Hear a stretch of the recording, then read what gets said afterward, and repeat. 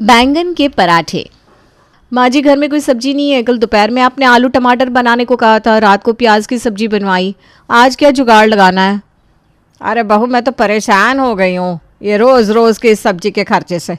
एक हमारा ज़माना था जब इंसान 100 रुपये लेकर जाता था और थैला भरकर सब्जियाँ लाता था, और अब तो 500 का पत्ता भी जेब में डाल कर ले जाओ ना, तब भी थैला भरकर नहीं ले पाते।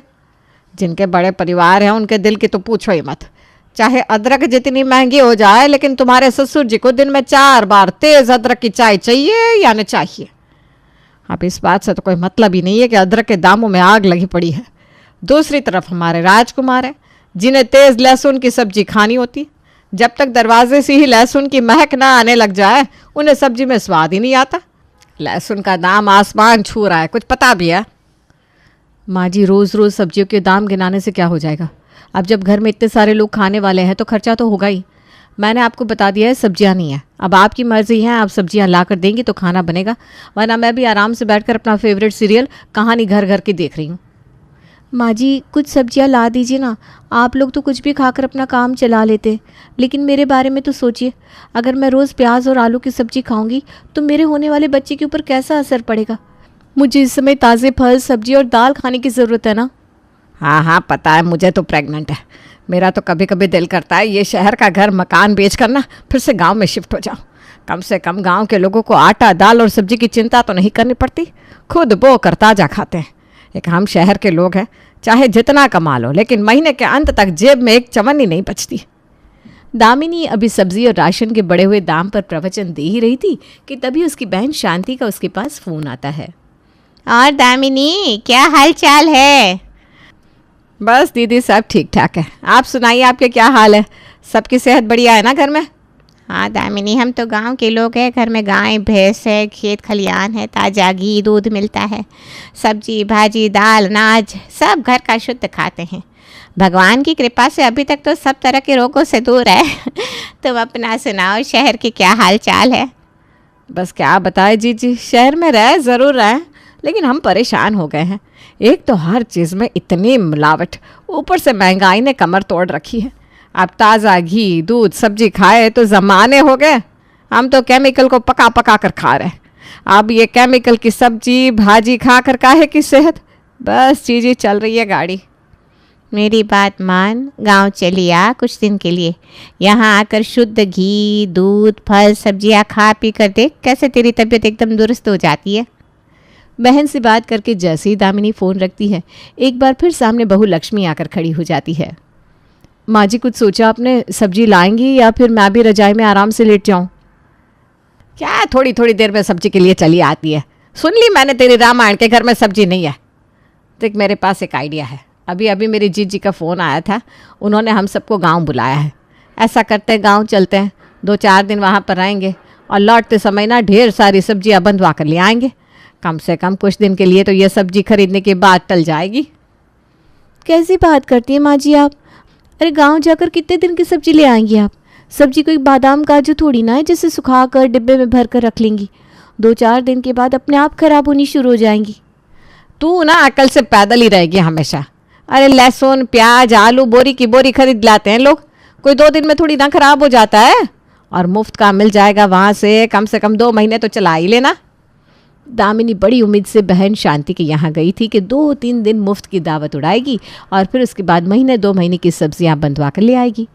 लेकिन क्या दामिनी की उम्मीद पर बहन शांति खरी उतरेगी या फिर अभी कहानी में ट्विस्ट आना बाकी है? जानने के लिए कहानी को पूरा देखना है गांव पहुंचने के बाद। दामिनी जीजा जी, आप सब लोग खाना खा लो, सफ़र में थकान हो गई होगी, उसके बाद आराम करना। क्या बनाया है आज खाने में? अपने खेत के भरवा बैंगन बनाया है, पसंद है ना? अरे वाह जीजी, भरवा बैंगन खाए मुझे ना एक ज़माना हो गया, मुंह में पानी आ गया कसम से। दामिनी, उसके पति राम किशोर, बहू लक्ष्मी और बेटा विनोद सभी ने भर पेट भोजन किया। उसके बाद सभी सोने चले गए। हालांकि दामिनी तो पूरे 2 दिन रुकना चाहती थी, लेकिन अगले दिन सुबह ही विनोद के ऑफिस में एक ज़रूरी काम आ गया। माँ हमें तो आज ही निकलना होगा, ज़रूरी काम है ऑफिस में। अच्छा कोई नहीं बेटा, नौकरी से ज़रूरी तो और कुछ भी नहीं है। तू कहता है तो हम आज ही लौट जाते हैं। दामिनी वापस लौटने लगती है तो फिर जाकर धीरे से शांति से मिलती है। जी आपके खेत की सब्जियों में ना बड़ा स्वाद है, थोड़ी सी पैक करवा देना। अब यहाँ तो रुक नहीं पाएंगे, वहीं जाकर खा लेंगे। हाँ हाँ, क्यों नहीं। इस साल तो ज़्यादा सब्जियां लगाई नहीं है, जो है मैं सब रखवा देती हूँ। शांति ने बड़े बड़े थैलों में भरकर सब्जियां दामिनी की गाड़ी में रखवा दी थी। कुछ देर बाद दामिनी वापस अपने शहर पहुंच चुकी थी। अरे बहू, जाकर गाड़ी में से सब्जियों के थैले निकाल कर लिया। देखे तो सही क्या क्या भिजवाया है दीदी ने। वेदिका तुम भी चलो ना, इतना वजन मैं अकेले तो लाऊंगी नहीं। क्या है बड़ी बहू? अरे वेदिका प्रेग्नेंट है, अब क्या ऐसी हालत में वो सब्जियों की भारी बैग उठाएगी? कुछ तो दिमाग लगा लिया करो भाई तुम। अच्छा ठीक है माँ जी, लाती हूँ मैं ही लेकर आती हूँ बस। बैग लाने के बाद माँ जी देखिए तो इस पे तो बस बैंगन ही बैंगन भरे हैं, और इस बैग में टमाटर और लहसुन। सत्यानाश, इतना पेट्रोल फूंक कर गांव गए और जीजी ने ये सब्जियां पकड़ा दी जो किसी काम की नहीं है। 10 रुपये किलो बिक रहे हैं टमाटर, और ये बैंगन, इससे तो जल्दी से कोई खाने को तैयार ही नहीं होता। बस ये लहसुन काम की चीज़ है, बाकी सब बेकार। लेकिन अगर मैंने बहू के सामने बैंगन देख कर टेढ़ा मुँह बनाया ना, तो इन दोनों को भी मौका मिल जाएगा और ये पूरा का पूरा बैंगन का थैला उठाकर कूड़े में फेंक देगी। अब जो सब्जी आ गई है उसे खाकर ही काम चला लेते हैं, कुछ दिन का तो खर्चा बचेगा। अरे वाह बहू, जीजी ने तो इतने सारे बैंगन दिए हैं। पे बैंगन देकर मेरे मुंह में तो पानी आ गया। तो ऐसा कर बेटा, अब जब तक ये बैंगन है ना, घर में बाजार से सब्जी लेकर आने का नाम मत लेना, अब बैंगन ही बनाना। ठीक है माँ जी, जैसा आप कहें, बना देती हूँ ये बैंगन, मुझे क्या है। बड़ी बहू लक्ष्मी जाती है और आलू बैंगन की सब्ज़ी बनाकर तैयार कर देती है। पहले दिन तो घर में सभी लोग जैसे तैसे आलू बैंगन की सब्ज़ी खा लेते हैं। अगले दिन खाने में क्या बना है? बड़ी तेज़ भूख लग रही है, जल्दी से खाना लगा दो। आलू बैंगन बनाया है बाबूजी, आप बैठिए, भाभी रोटियां सेक रही हैं, मैं गर्मा गर्म लाकर आपको खिलाती हूँ। अरे बहू, कल भी तो आलू बैंगन बनाया था, आज फिर आलू बैंगन बना दिया। अरे भाई, बाजार में सब्जियां मिलने बंद हो गई है क्या? क्यों जी, क्यों मेरी बहू को बोली बोल रहे हो? सब्जी बनाई है ना उन्होंने, रोटी खाइए और अपने काम पर जाइए। रसोई में क्या बनेगा क्या नहीं, ये देखना आपका काम नहीं है। अरे भाई, मैंने तुम्हारी बहू को कहाँ कुछ कहा है। मैं तो बस ये कह रहा हूँ कि जब सब्जी बना ही रही थी तो फिर से बैंगन बनाने की क्या ज़रूरत थी, कुछ और बना लेती। रसोई के खर्च के नाम पर कौड़ियाँ पकड़ाते हो आप मुझे, और ख्वाब देख रहे हो शाही पनीर के। देखिए जी, घर में अगर 10 लोग हैं तो सबकी पसंद के हिसाब से खाना नहीं बन सकता। घर की औरतों को खाना घर में रहने वालों की पसंद से नहीं, रसोई का बजट देखकर बनाना पड़ता है। ये बात आप तीनों बाप बेटे जितनी जल्दी समझ लो, आप लोगों के लिए उतना ही अच्छा है। ये रोज़ रोज़ खाने में मिन मेक निकालने से कुछ नहीं होगा। जब तुम्हारी तनख्वाह बढ़ जाएगी ना, तब आना बहू से शाही पनीर और मलाई कोफ्ता खाने की डिमांड करने। अभी जितनी तनख्वाह है उसके हिसाब से ये आलू बैंगन ही मिलेगा। इतना कहकर दामिनी अपने कमरे में चली जाती है। एक बात बताओ बहू, ये वही बैंगन है क्या जो तुम्हारी सास की बहन ने बोरे में बंद करके दिए थे? बिल्कुल ठीक पकड़ा बाबूजी आपने, वही बैंगन है। और सासू माँ ने सख्त निर्देश दिए हैं कि जब तक ये बैंगन ख़त्म नहीं हो जाते घर में कोई और सब्जी बनेगी नहीं। पेड़ा कर को जाए। अरे ये 2 वक्त बैंगन गले से नीचे नहीं उतर रहा, वो बोरा भर के बैंगन कौन ख़त्म करेगा? मेरी तो तुम भूख हड़ताल ही समझ लो बहू। जब तक ये बैंगन ख़त्म नहीं होता मेरा खाना बनाना ही मत। अरे बाबूजी, कितने दिन भूखे रहेंगे? जो बन रहा है चुपचाप खा लीजिए ना, क्यों घर की शांति भंग करना चाहते हैं? बहू की बात बिल्कुल सही थी। बेचारे ससुर जी दामिनी देवी के सामने कहाँ टिकने वाले थे।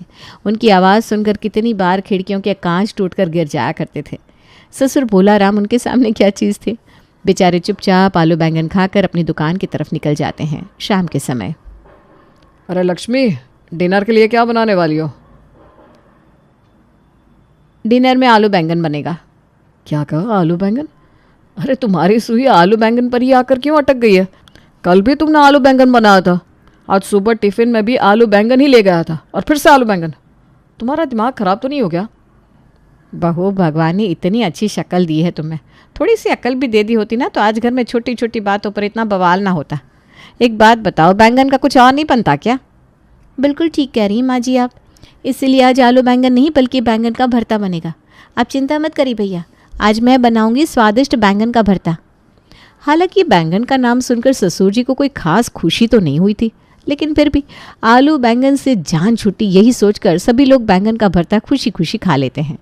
अगले 1-2 दिन छोटी बहू लगातार बैंगन का भरता बनाती रहती है, जिसके कारण अब घर में बैंगन के भरते के नाम से भी सब कुछ चिड़ सी हो गई थी। देखो छोटी बहू, बहुत चला लिया तुमने अपने हाथों का जादू। अब ये बैंगन का भरता हमसे नहीं खाया जाएगा, हमें तो तुम माफ़ कर दो।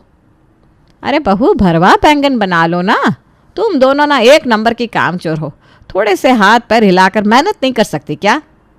एक हफ्ता बीत गया था, कभी आलू बैंगन, कभी बैंगन का भरता, कभी भरवा बैंगन। ये सब खा खा कर घर में सबकी हालत खराब हो चुकी थी।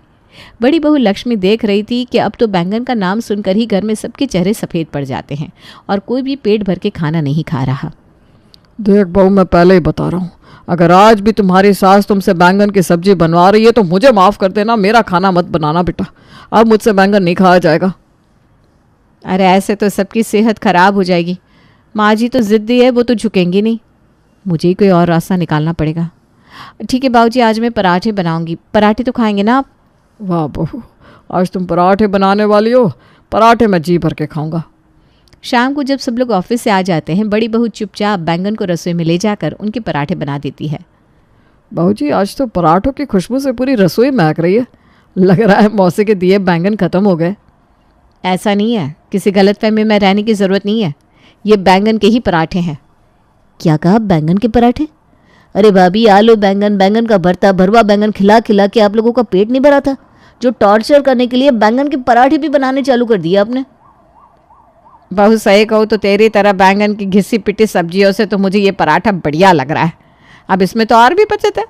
तू ना ऐसा कर, बस अब रोज़ चाय के साथ ये बैंगन के पराठे बना दिया कर और साथ में हरे धनिया की चटनी। वाह जी वाह, मज़ा आ जाएगा। ठीक है माँ जी, अब बैंगन तो ख़त्म करना ही है। मैं भी अब से रोज़ सिर्फ बैंगन के पराठे ही बनाया करूँगी। वैसे भी भरवा बैंगन और बैंगन का भरता बनाने में समय भी बहुत लगता है। रोज़ रोज़ इतनी मेहनत करना मेरे बस का नहीं है। बस फिर क्या था, घर में आए हुए बैंगनों को ख़त्म करने के लिए दोनों बहुएं दिन में दोनों टाइम बैंगन के पराठे बनाने लगती हैं। बैंगन के बेस्वाद पराठे मानो काला पानी की सज़ा से भी बदतर हो गए थे। घर में कोई ऐसा नहीं था जो उन पराठों को देखकर खुश हो, लेकिन क्या करें, दामिनी देवी के फरमान के खिलाफ जाने की हिम्मत भी तो नहीं थी। भाभी, आज मैं अपना रूटीन चेकअप कराने गई थी। डॉक्टर ने मुझे बैंगन खाने से मना किया है। कहा है कि प्रेगनेंसी में बैंगन खाना हेल्दी नहीं होता, इसलिए आज से आप मेरे बैंगन के पराठे बनाना ही मत। मुझे तो बच्चे के बारे में सोचना पड़ेगा ना। देख वेदिका, माँ जी का फरमान तो तू जानती है ना, इस पर मैं कुछ नहीं कर सकती। हाँ भाभी, मैं जानती हूँ, इसीलिए तो मैंने सोचा कि मैं अपने मायके हो आती हूँ। जब तक ये बैंगन ख़त्म नहीं होते मैं अपने मायके में रह लूँगी। आपकी प्रॉब्लम भी सॉल्व हो जाएगी और मेरी भी। होने वाले बच्चे की आड़ लेकर छोटी बहू तो बैंगन से पीछा छुड़ाने के लिए अपने मायके की तरफ निकल गई, लेकिन बाकी लोगों को तो अभी भी बैंगन के पराठे ही खाने पड़ रहे थे। उसी दिन शाम को ससुर जी को दो लोग पकड़कर घर लेकर आते हैं। हाय हाय हाय हाय हाय। अरे क्या हो गया जी, इतना हाय हाय क्यों कर रहे हैं आप? ठीक तो है ना? अब क्या बताऊं भगवान, दुकान पर था और अचानक बड़े जोरों का दर्द उठ गया। आस पड़ोस के दुकानदार मुझे डॉक्टर के पास लेकर गए। डॉक्टर ने चेकअप करके बताया कि मुझे पथरी हो गई है। डॉक्टर का कहना है कि अब मैं बैंगन नहीं खा सकता। वैसे तो बहू तेरे हाथ के बैंगन के पराठों का कोई जवाब नहीं, लेकिन क्या करूं, डॉक्टर की बात भी तो माननी पड़ेगी ना। अरे आप छोड़िए ना इन बैंगन के पराठों को, आप पहले अपनी सेहत का ख्याल रखिए। बहू, तुम्हारे बाबूजी को आज से बैंगन देने की कोई ज़रूरत नहीं है। माँ, आप सोच भी नहीं सकती ये मुफ्त के बैंगन हमें कितने भारी पड़ रहे हैं। आपको पता है 3 दिन से मेरे गले में दर्द था। आज मैं डॉक्टर से चेकअप करा कर आया हूँ। डॉक्टर ने बोला मेरे गले के अंदर छाले हो गए, और छालों का कारण कुछ और नहीं बल्कि आपका ये बैंगन है। डॉक्टर ने बताया कुछ लोगों को बैंगन से एलर्जी होती है और बैंगन के पराठे खाने से उनके मुंह और गले में छाले आ जाते हैं। अरे बेटा, ऐसे कैसे गले में छाले आ गए? हमें तो कुछ नहीं हुआ, बैंगन के पराठे तो हम भी खा रहे हैं। अच्छा चल ठीक है, अब अगर तुझे बैंगन के पराठे इतने ही नुकसान कर रहे हैं तो तू रहने दे। तेरे बाबूजी के लिए भी अलग सब्जी बनेगी ना, तेरे लिए भी बन जाया करेगी। अगले दिन, अरे सुनते हैं, अब कैसा है आपका दर्द? दवाई खा ली थी ना आपने? हाँ भाग्यवान, अब दर्द में तो काफ़ी आराम है। दवाई भी खा ली है, और वैसे भी तुमने अब बैंगन के पराठे बनाने के लिए बहू को मना कर दिया है ना। आधी तबीयत तो समझ लो ये सुनकर ही ठीक हो गई मेरी। बाबूजी, मैंने देख लिया है, ये जो दवाइयाँ पथरी के नाम पर लाए ना, चूर्ण की गोलियाँ हैं जो एसिडिटी में खाई जाती है। ये बैंगन के पराठे से बचने के लिए झूठ बोल रहे हैं ना आप। अरे बेटा, क्यों भांडा फोड़ रही हो, चुप रहो ना। अब वो मैं क्या कह रहा था बेटा, अब जब मुझे बैंगन के पराठे नहीं खाने तो तुम ऐसा करो, आज मेरे लिए बढ़िया सा टमाटर का सूप और पालक पनीर बना दो। बहुत दिन हो गए कोई अच्छा खाना खाए हुए। तुम तो जानती हो पालक पनीर में जान बसती है मेरी। ऐसा कैसे पालक पनीर खाएंगे आप? लगता है डॉक्टर ने सही से जानकारी नहीं दी आपको। पथरी में सिर्फ बैंगन खाना मना नहीं होता, टमाटर और पालक खाना भी मना होता है। इसलिए आज से आपकी सब्जियों में ना टमाटर डलेगा ना पालक। बहू ऐसा कर अपने बाबूजी और छोटे के लिए ना बिना तड़के की मूंग दाल बना दे। बीमार लोग वैसे भी ना यही सब खाते हैं, वही तो फ़ायदा करती है उन्हें। और सुन, तू बता रही थी ना बैंगन भी ख़त्म हो गए, तो आज हम सबके लिए बढ़िया सा मटर पनीर बना दे। बिल्कुल ठीक कहा आपने माँ जी। आज तो मटर पनीर की सब्जी और पूरियाँ खाएंगे, मज़ा आ जाएगा। क्या बैंगन खत्म हो गया?